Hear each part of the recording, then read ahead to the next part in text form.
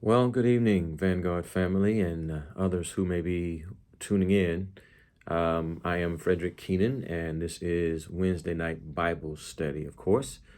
So tonight I'm going to minister to you from a subject or title, Why Do We Want What We Want? And we'll be coming from the book of James, as we've been doing for a while now, and we'll get right into what we need to talk about. Let me begin by saying Sunday, Pastor Tyler ministered a amazing message. He talked about how we are bought with a price and how we do not belong to ourselves and how we actually have no right once we become saved and walking with the Lord, that we almost have no right to declare our own purpose, our own vision, our own ideas, our own opinions. That once we say that Christ is the Lord and once we acknowledge Him as our Savior, that we become His. We don't have a right to do anything other than what He demands of us, what He expects of us. And that was kind of tough for, I think, a lot of us to hear because He mentioned in this message that we're so used to being free and so used to being free, not only in America, but in the world, that we just feel like we should be able to do what we want to do. And for someone to tell you that you can't do what you want to do, it's tough for the flesh to be able to understand, comprehend, and be willing to do. So pretty in your face kind of message in a way, at least the way I kind of took it. It's right there in your face saying you can't do what you want to do.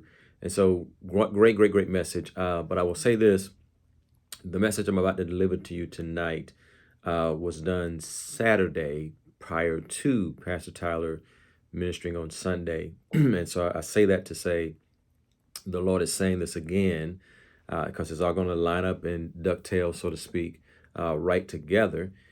So it's pretty important that we pay attention and take heed to this, not just for you who are listening, but for myself as well. So again, the title is Why Do We Want What We Want? And we'll be coming from the book of James.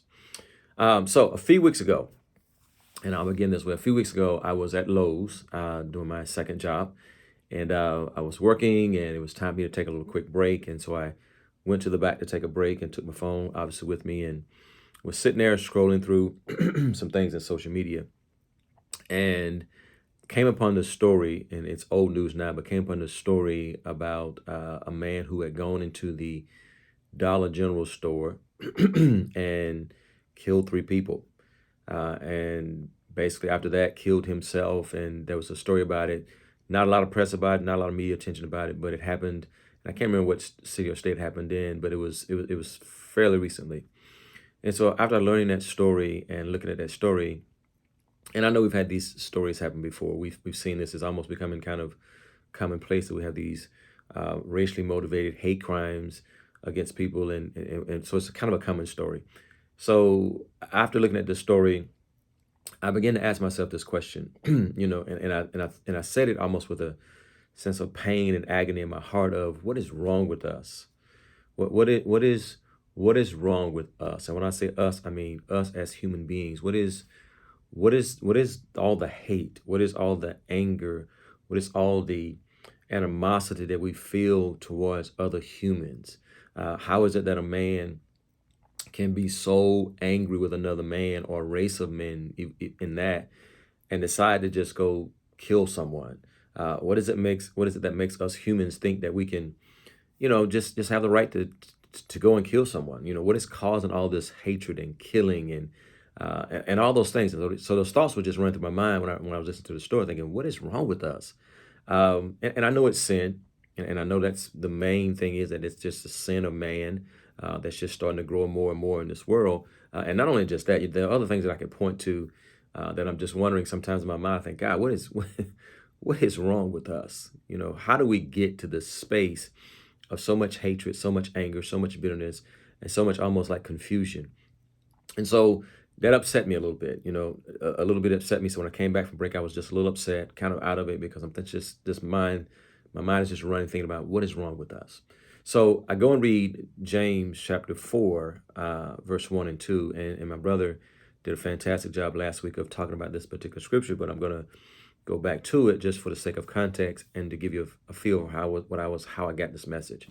So James chapter 4, verse 1 through 2 gives me my answer to that question: what is wrong with us?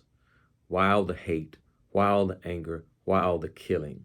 So if you look at James 4, verse 1 through 2, it says this: what is causing the quarrels and fights among you? James is asking, what's causing everybody to be fighting and angry and have these quarrels and fights? Now, obviously, he's talking about the folks in the church, but he's still asking the question: what is the problem? What's causing all this anger and these quarrels? Here's the answer to that question: don't they come from the evil desires that war within you? So the problem with the fights and the quarrels is that these evil desires are lurking inside of us. These evil desires are what's causing us to have these quarrels and these fights among us. Now, notice what the evil desires and the quarrels were. You want what you don't have. Now, that's the evil desire. I want what I don't have. So I scheme and I kill to get what I don't have. Or a better way of saying is, I scheme and kill to get what I want. The rest of that verse says, you are jealous of what others have, but you can't get it. So you fight and wage war and take it away from them. So yet you don't have it. You don't have what you want because you don't ask God for it. So in other words, I am so, what's the word? I'm so focused on what I want. It's what I want. It's what my desires are. It's what my pleasure is. That's what's causing all the problems and the quarrels and the fights among us. So it's that evil desire of me wanting what I want, or I call that just being selfish. Me wanting what I want is what's causing the quarrels. Now, the reason we see people willing to kill others is because we want what we want, and we don't get it. We as humans are willing to kill for it. It's this selfish attitude of I want what I want. I'm willing to fight for it. I'm willing to be angry for it if I don't get my way, if I don't get what I want. That's the evil desire that's lurking within all of us. Verse 3 says this. It says, verse 3 again in the, I think this is the Message Bible. In the Message Bible, that verse 3 is, you are spoiled children, each wanting your own way. In other words, he's saying that evil desire that we have inside of us is us acting like spoiled children because we can't get our own way. That's the reason we have these quarrels. That's the reason we have these fights. So if you ever wonder in your own life, why are we always arguing? Why are we always bickering? Why are we always back and forth with in these relationships? Why? Because everybody wants their own thing. Everybody wants what they want. And we're willing to go to battle for it. We're willing to go to war for it to get what we want. That's the danger. And I hope that you can see that this attitude of, I want what I want. I'm willing to fight you for it. I'm willing to destroy to get it. I want my way. I want my opinion. I want you to believe like I believe, act like I act, do it the way I do it.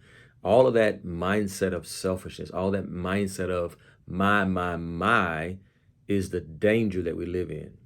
I hope you can see that that's dangerous for us to want what we want and be willing to fight for it. And that's the context in which James is saying that we have all these quarrels, all these fights. Now my brother said pride. Same thing.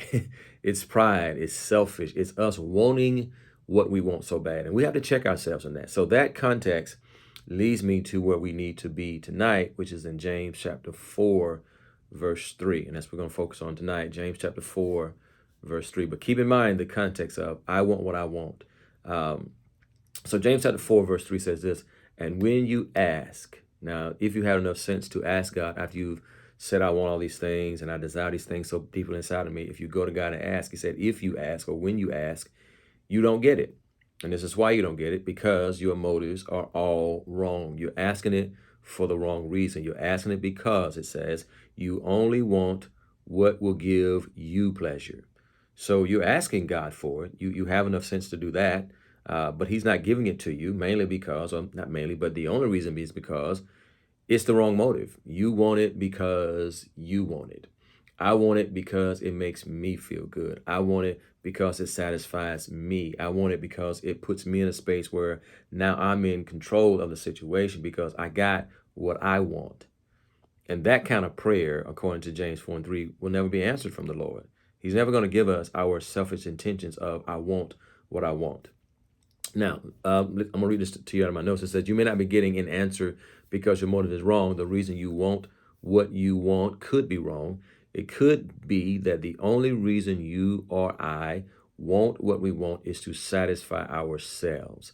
We know, with no regard to anyone else, I want to make sure I get what I want, which means we should check our motives when asking for this so that we can get our way, so that everyone will line up how we're thinking things should go. What's your motive for doing this is the question. What's your reason for asking? Is it so that you can be satisfied in yourself, or is it for the benefit of other people? So James 4 verse 3 teaches us that we have to check our motives.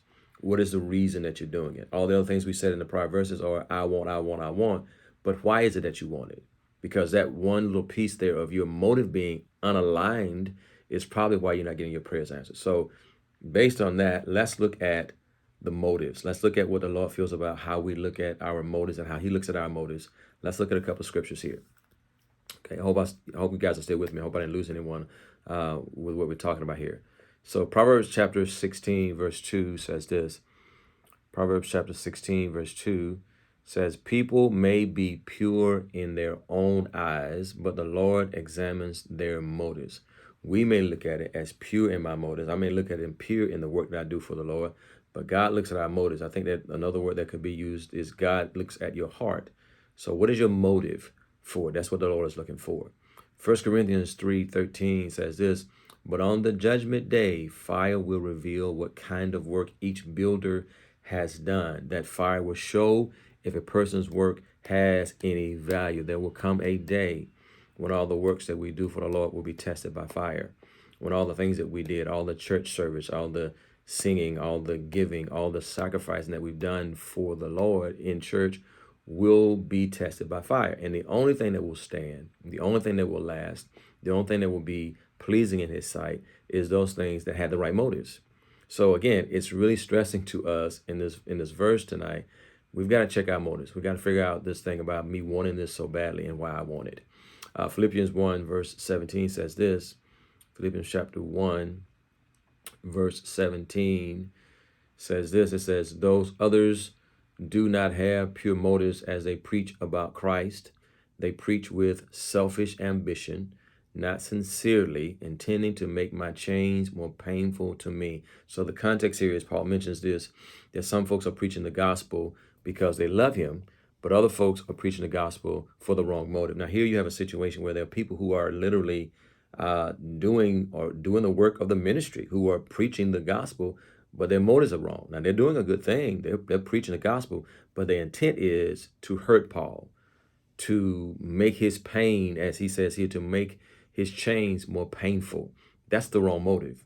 Even with a good message of the gospel, it's still the wrong motive. Okay, so excuse me. So here's what we need to do as far as this, the scripture talking about. This is what I've been trying to get to, which is checking our motives. What are our motives? Now, there are a lot of ways we can check our motives, and I did just kind of Google some stuff. There are lots of ways that we can check our motives. You can ask yourself some different questions. You can just, ask yourself why you're doing this. What is your reason behind doing this? And one of the things that I think is important is that we be honest with ourselves. Why are we doing what we're doing? And so here's some questions that you can ask yourself. Am I doing this thing for the praise of other people or how it makes me feel? Right? Are you doing this because you want praise or accolades for it? Are you doing it because it makes you feel good with no concern about how it's making the other people feel? Are you doing it because you some kind of way get put on some kind of pedestal and you get the accolades and you get to shine in the limelight? Is that why you're doing it? If you're doing it for that reason, then you're probably doing it for the wrong motive.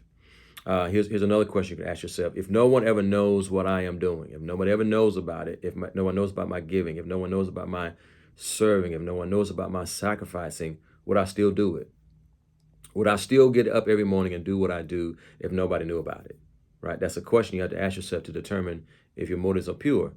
Here's another question. If there was no visible payoff for doing this at all, if I wouldn't get no paycheck for it, if there was no visible, anything tangible that I'm going to get for this, would I still do it?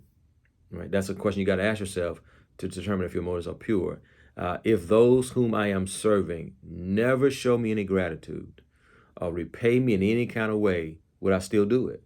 Right? Again, that's another question you got to ask yourself if we're going to determine our right motives, because again, that's the piece that's missing here. That's the piece that God says if you're not doing it for the right motive, he almost calls you. I think there's the scriptures right down below, verse 4 and 3 says that it's almost adulterous for your desires to be granted, or you to be living in your desires so strongly. It's almost like an adulterous affair. So we've got to test our motives. Why are we doing what we are doing? I always relate my messages to my classroom, because in my classroom is where, I feel like in my classroom is where I'm really being used by God, even though it's not quoting scriptures. I'm being used by God in my classroom. So in my classrooms, I teach my students the concept of the 5 whys. And I teach them this because I want them to learn, what is their reason for doing something? What is your purpose? What is your motive? Why are you in college? Why are you doing what you do? What's the reason behind it? Because I think if we dig deep enough to know the reason behind it, we can figure out if our motives are pure. So the 5 whys is very simple. It's kind of like it's a concept that helps you answer the question, like, why are you in college? So what is your reason, your motive? The idea behind the 5 whys, or the 5 questions that you ask yourself, is so that you follow up each answer to a question with another question, including the previous answer. So like, for example, I might say, why are you in college? Well, I'm in college to earn a degree in speech pathology. Well, why do you want to earn a degree in speech pathology? Well, I want to be able to help people who have trouble speaking. Well, why do you want to be able to help people who have trouble speaking? So you continue to ask yourself these 5 questions in a row, basically including the answer to the previous question, so you get down to the bottom root of why you're really doing something, right? I encourage you to use that. I encourage you to sit with yourself and say, okay, wait a minute, why am I doing X, right? Well, I'm doing X because of this. Well, why are you doing that? Well, why are you doing that? Well, why are you doing that? Until you get to the very bottom of it to figure out, is your motive pure? Is your reason for doing this something that's going to glorify God, or is it something that just makes you feel good? This is really important to do. We've got to figure out what we're going to do as far as our motives, so that we get out of this mindset of I want, I want, I want. Okay. Try asking yourself those questions in your spare time if you get a chance to do that, because I think that'll be very, very, very helpful. All right. Here's the bottom line. Here's the bottom line to everything I've been saying up until this point. We should never want to live a selfish life, a life that is all about what I want, how I can satisfy my pleasure, my opinions, or my way of thinking at things, or my way of looking at things. Jesus never lived a life of selfishness.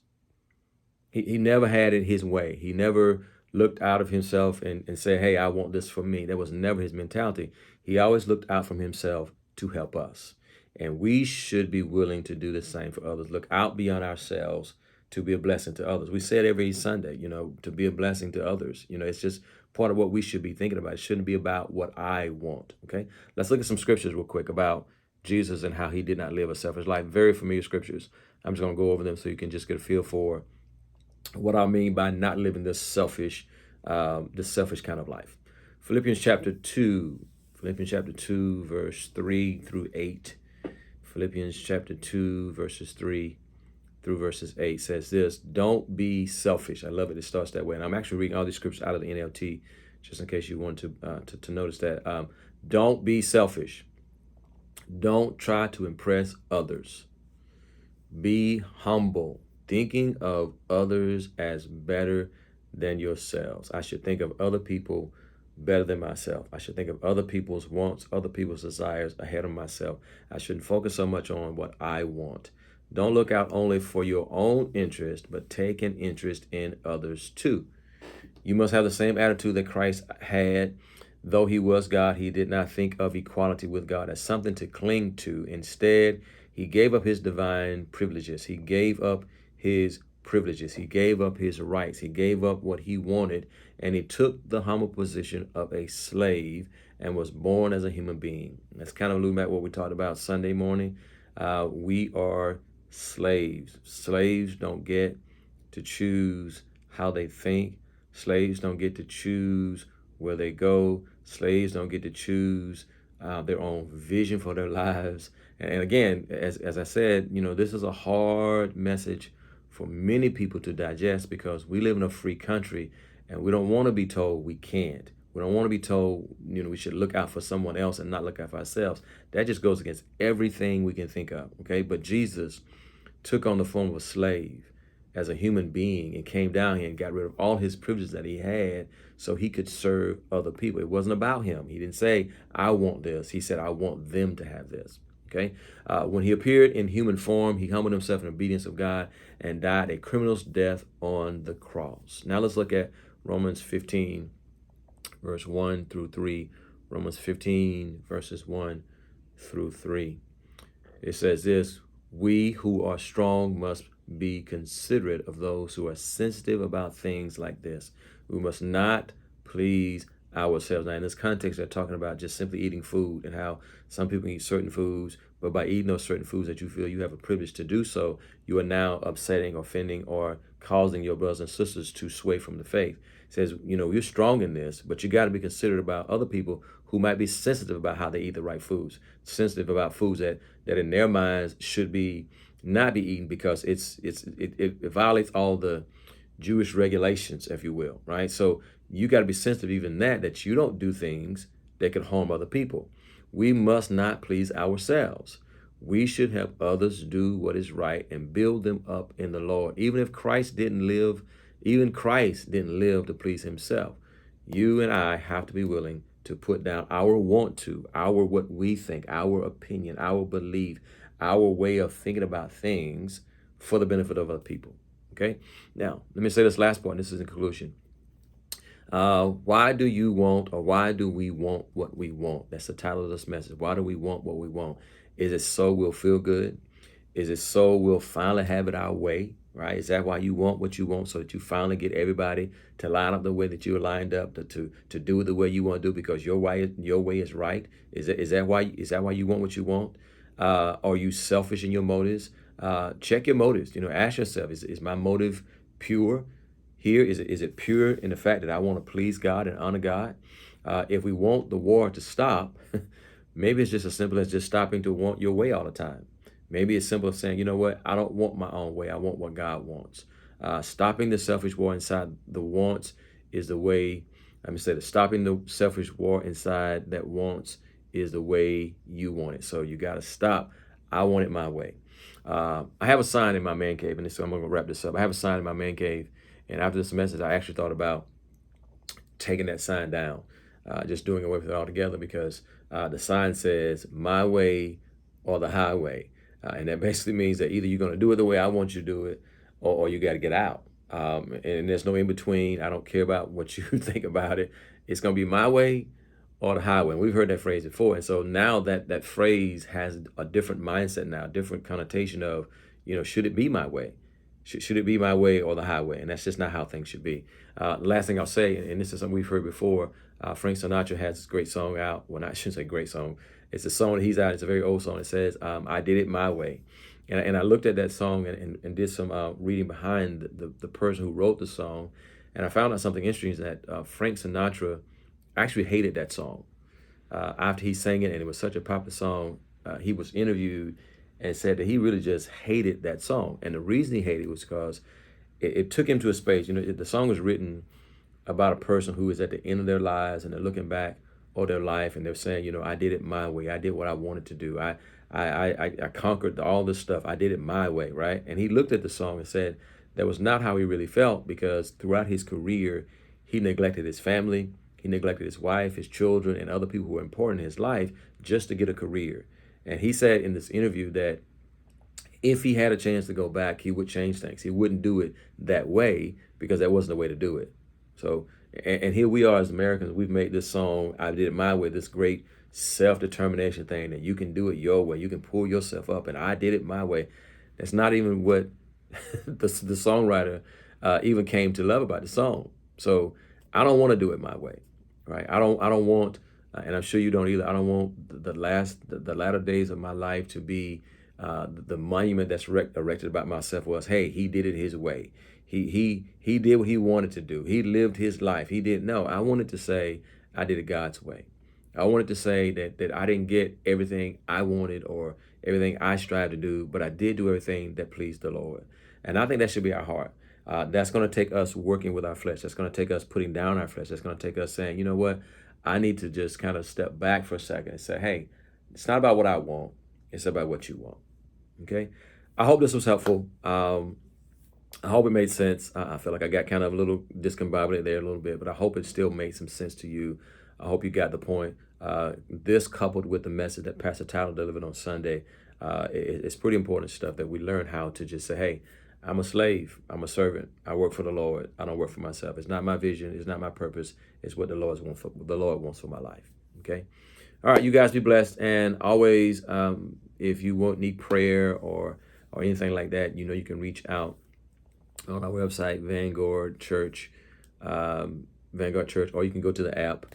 You can do that as well. And our pastors, Pastor Samuel and Andrea Tyler, will be happy to respond to your prayer requests. So if you need prayer, please reach out to us. And if you would like to come and visit sometime, we're local in Spartanburg, South Carolina. We'd love to come and have you come and visit up with us and see us face to face. All right. You guys be blessed and have a wonderful, wonderful evening, and we will talk again soon. Y'all be blessed.